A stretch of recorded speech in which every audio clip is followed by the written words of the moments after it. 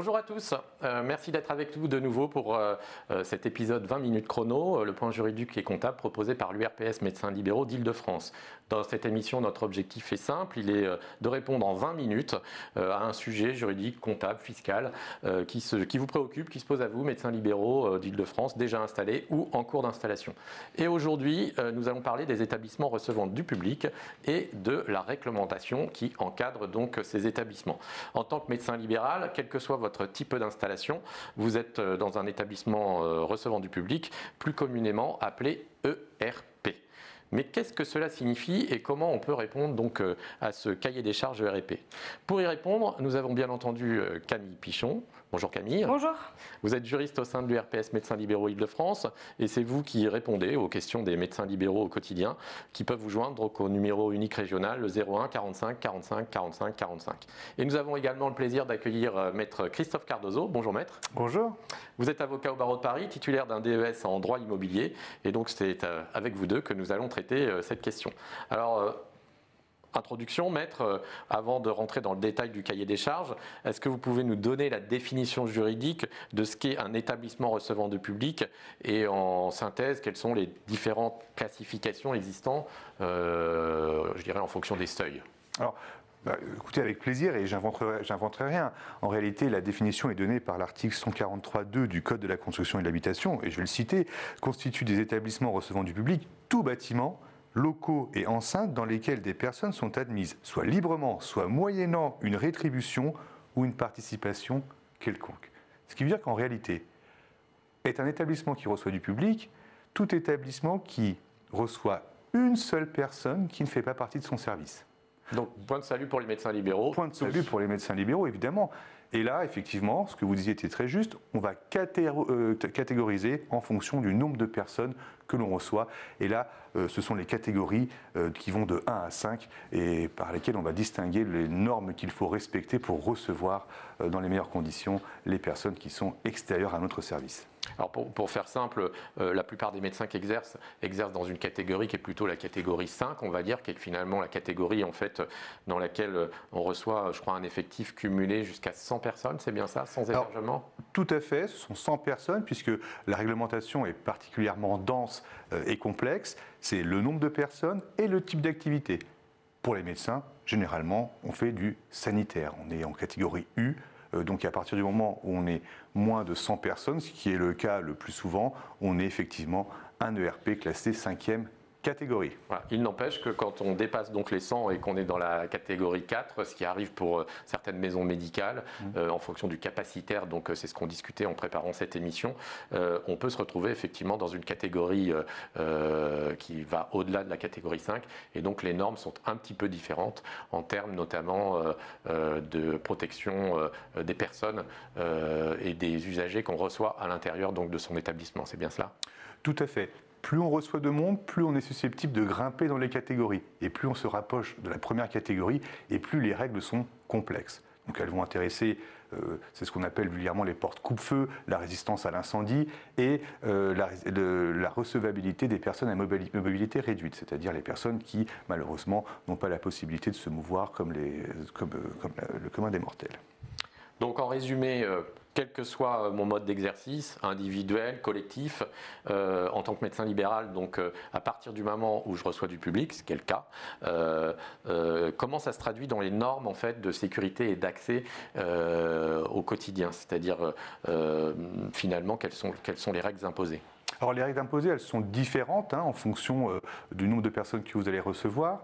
Ça commence depuis l'entrée, c'est-à-dire permettre à une personne qui serait par exemple en fauteuil roulant de pouvoir accéder au local avec une taille de porte, une hauteur de porte définie, jusqu'aux parties communes, jusqu'à l'utilisation même des WC. Et la possibilité pour la personne qui est effectivement en fauteuil roulant de pouvoir se mouvoir et utiliser l'ensemble des locaux de la meilleure des manières. Voilà, ce qu'on appelle généralement le cheminement, en fait, et il faut réfléchir à ce cheminement pour l'accès en fait des patients handicapés. Exactement. Alors ça c'est pour la partie PMR, personne à mobilité réduite. Tout type de handicap, Tout type de handicap, absolument. Voilà, donc c'est ce qu'on voit par exemple dans les toilettes des établissements dans lesquels on peut aller, qui peuvent aller du café jusqu'à effectivement la salle d'attente des pôles médicaux, avec, vous savez, les barrières qui vont nous aider à nous lever ou à nous installer sur les sanitaires, ou alors parfois des portes qui sont exceptionnellement grandes, qui permettent justement d'accéder aux toilettes lorsqu'on est sur un fauteuil roulant. Alors, il y a toutefois une petite exception dans ce champ des établissements recevant du public. C'est le cas du médecin qui exerce en fait dans son local d'habitation. Et je crois que là, il y a...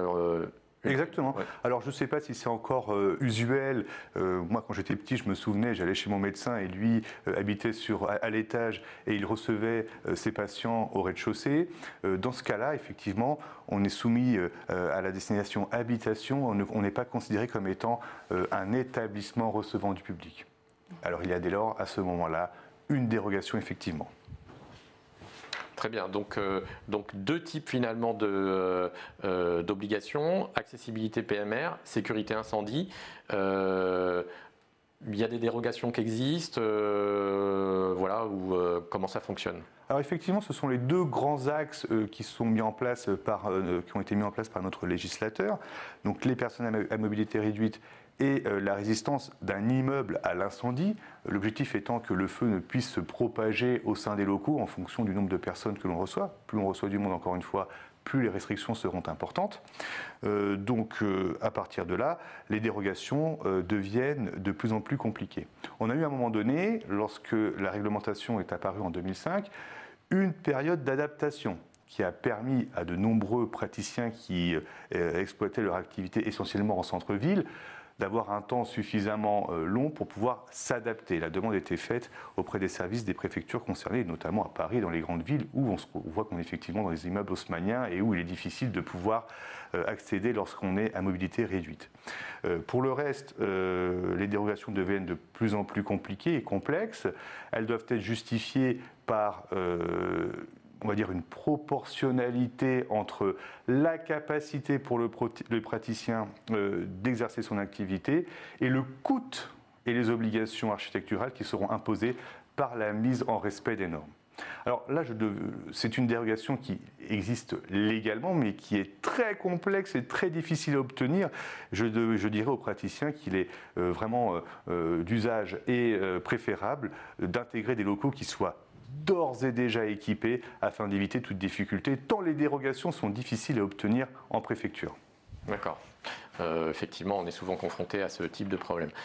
Camille, vous, au quotidien, donc, on se rend compte quand même qu'il y a de nombreux cabinets qui ne sont pas aux normes aujourd'hui.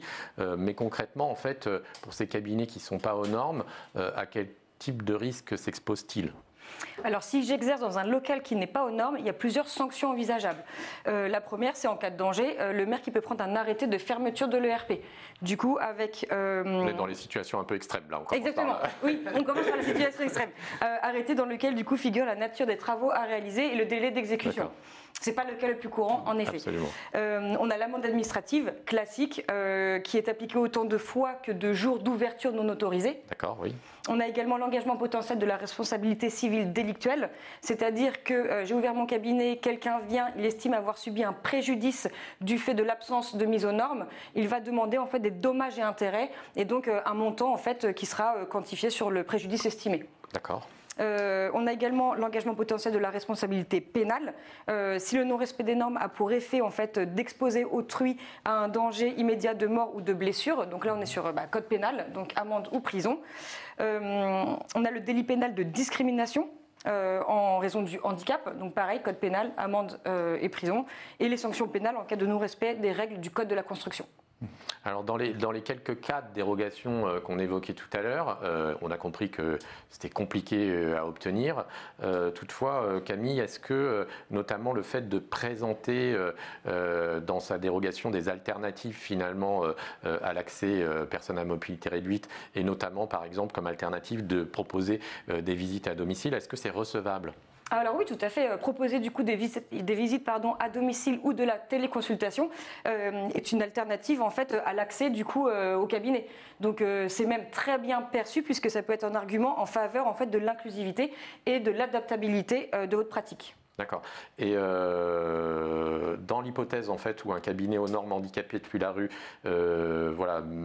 n'est pas totalement en fait aux normes PMR, c'est-à-dire qu'on a par exemple un rez-de-chaussée et un étage, est-ce qu'on peut aussi imaginer avoir une partie accessible permettant donc d'accueillir les patients en situation de handicap à cet endroit-là, mais pas l'ensemble du cabinet? Alors oui, déjà je vais pouvoir ouvrir un cabinet dans les normes en n'ayant qu'un cabinet accessible. Cela suppose néanmoins d'être en mesure de justifier d'une organisation qui va permettre dans tous les cas que tous les soins proposés dans la structure soient accessibles quand même à la personne en situation de handicap. Du coup... Oui, donc un peu complexe à organiser quand même. Oui, c'est ça. Voilà, si on a différentes spécialités, il faut que chacun soit en capacité de venir proposer une consultation en pied d'immeuble, on va dire. C'est possible, mais il faut pouvoir le justifier. D'accord. En effet. Ok, très bien. Alors une question qui nous revient souvent aussi dans les praticiens donc, qui s'installent, c'est cette histoire donc des WC et de la nécessaire adaptation des WC aux personnes à mobilité réduite, avec cette complexité déjà d'avoir une surface en fait qui soit consacrée à des toilettes permettant notamment la rotation d'un fauteuil pour les personnes qui sont en situation de handicap. Est-ce que finalement on est dans une situation à obligatoirement avoir besoin de proposer des WC aux patients qu'on reçoit? Alors, il n'y a pas d'obligation légale de proposer du coup des WC, enfin des toilettes aux patients.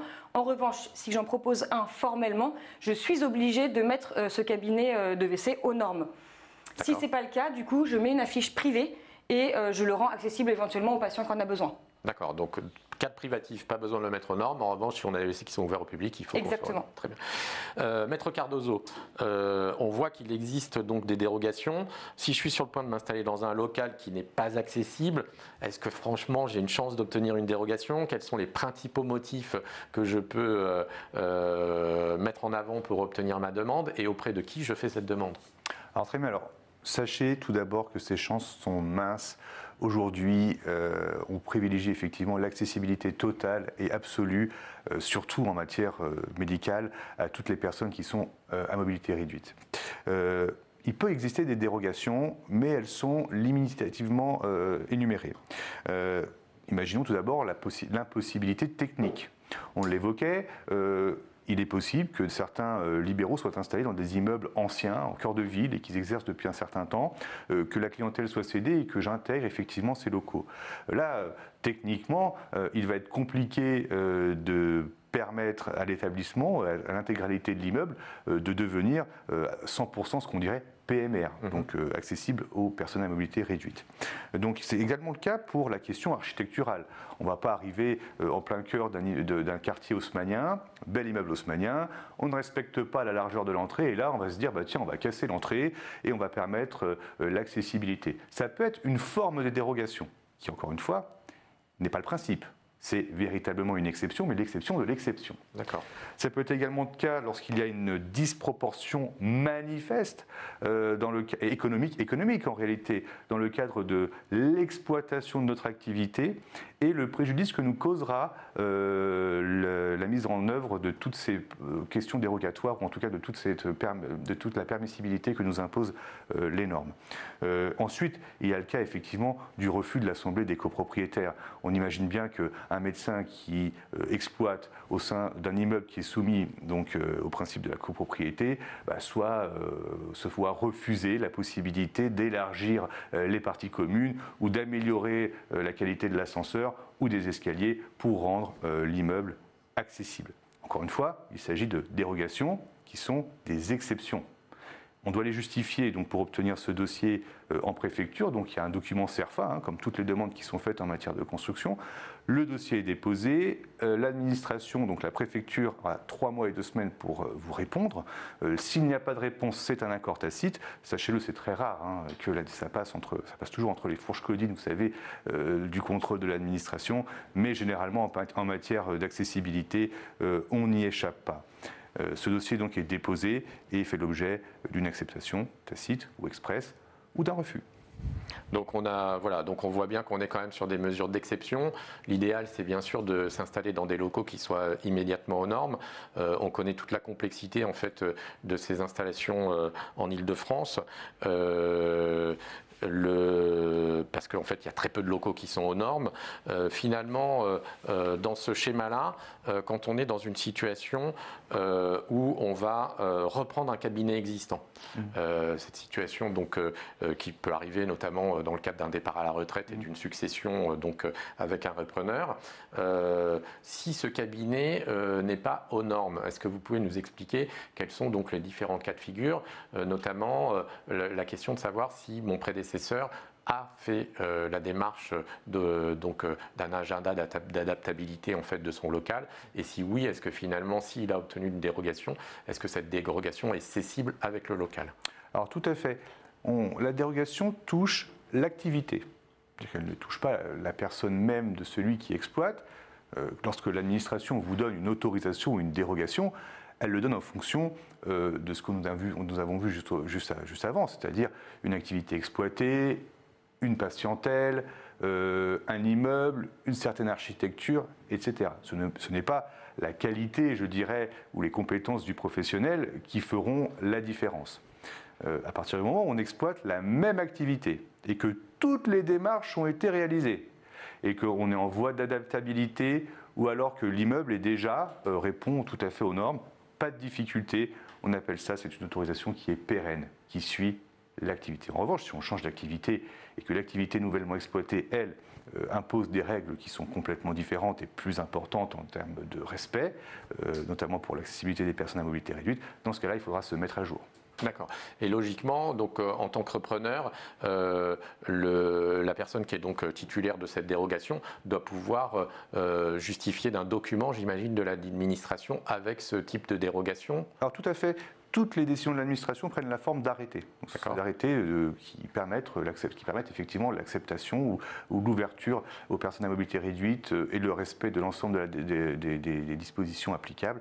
Donc là, il n'y a pas de difficulté, c'est un document administratif qu'il faut absolument demander. Absolument. C'est impératif de le demander parce qu'il va de soi que si les locaux ne peuvent pas recevoir des personnes à mobilité réduite ou ne répondent pas aux obligations en matière de sécurité incendie, c'est une fermeture immédiate. Et les conséquences que Camille a évoquées juste auparavant. Très bien. Donc on voit que voilà, c'est effectivement un point sur lequel il faut être très vigilant. Si jamais donc le prédécesseur n'est pas en situation de pouvoir me remettre ce document, donc cet arrêté administratif, potentiellement ça veut dire que la démarche n'a pas été faite jusqu'au bout, ou en tous les cas que ça n'existe pas. Si la reprise de cette activité est-ce qu'il est possible d'avoir une condition suspensive permettant quand même d'aller jusqu'à une demande de dérogation, même si on a vu qu'elles étaient exceptionnelles, mais s'assurant qu'on va bien pouvoir exercer dans ce local? Alors, j'estime que c'est une condition essentielle. La reprise de l'activité va se faire par l'effet d'un contrat. Ça va être, les parties vont négocier contractuellement un prix, une chose qui est la reprise du cabinet et de la patientèle. Il faudra impérativement que soit inscrite dans ce document une condition suspensive, c'est-à-dire que le contrat dépendra de cette obligation, autorisant donc le professionnel à pouvoir exercer et de sorte à ce qu'il puisse répondre à la norme qui est prévue. Très bien. Est-ce que, maître, vous qui suivez ces sujets avec attention, pas simplement pour les médecins libéraux, mais pour l'ensemble des activités recevant du public, est-ce qu'il y a des évolutions réglementaires dans ce domaine, et si oui, lesquelles? Alors, les évolutions réglementaires, elles sont exponentielles, puisqu'on arrive à un niveau de technicité des normes qui est de le balayage d'une porte, le centimètre près de l'ouverture que vous devez respecter dès l'entrée, encore une fois, du local. Donc, on a des fonds qui sont susceptibles de pouvoir nous accompagner. Notamment le fonds territorial d'accessibilité, qui aidera effectivement les professionnels à pouvoir s'adapter avec l'évolution de la réglementation. Alors ce fonds, il est déployé depuis novembre 2023, je crois, et sur une période de 5 ans, et donc tout médecin libéral est susceptible d'y recourir finalement. Exactement. D'accord, donc c'est voilà, une recommandation qu'on peut vous faire. J'espère qu'on ne vous a pas fait peur. C'est un sujet qui comme on l'a exposé en début, est un sujet très important voilà, au moment de votre installation. On a bien conscience de la complexité en fait, de ce champ juridique. Sachez qu'il y a toutefois bien sûr des spécialistes pour vous accompagner, et notamment quand vous avez généralement une maîtrise d'ouvrage et un architecte qui se penche sur ces sujets-là. C'est des sujets qui sont largement maîtrisé par ces professions. Le temps passe et nos 20 minutes chrono sont écoulées. Nous espérons que ce contenu vous a été utile. Vous pouvez retrouver tout par écrit dans la fiche donc 20 minutes chrono qui est en lien en bas de page, donc en dessous de l'émission. Et bien entendu, si vous avez des questions sur ce sujet-là, vous pouvez joindre donc Camille Pichon, juriste à l'URPS Médecins, toujours au 01 45 45 45 45 45, qui pourra donc vous apporter une réponse de premier niveau et notamment une première analyse avant de vous lancer dans un achat ou une reprise de cabinet.